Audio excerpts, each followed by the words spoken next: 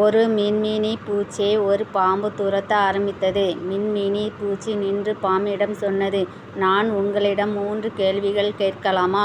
பாம்பு சொன்னது, கேள். நான் உங்கள் உணவு சங்கிலியை சேர்ந்தவனா? பாம்பு இல்லை என்று கூறியது.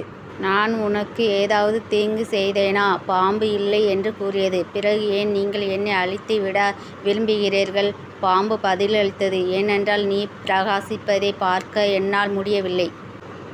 இந்த பாம்பை போலத்தான் மனிதர்களில் சிலர் ஒரு சிலர் வளர்வதைக் கண்டு ஒரு சிலரின் சுதந்திரமான வாழ்க்கை கண்டு பொறாமை மிகுதியின் காரணமாக அவர்களை உணர்ச்சியை தடுப்பதற்காக நினைத்து அவர்களை அழிப்பதற்காக நினைத்து அவதூறாக பேசுவதும் அவர்களை அழிக்க முயற்சி செய்து வருகின்றனர்.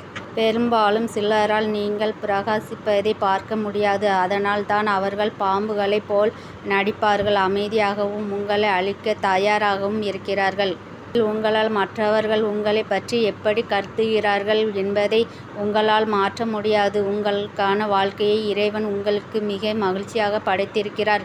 இதில் அடுத்தவரை திருப்திப்படுத்தவும் அடுத்தவரை அழிப்பதில் நேரம் செலுத்தாமல் வளமாக வாழ்வே சிறப்பாக வாழ்வோம்.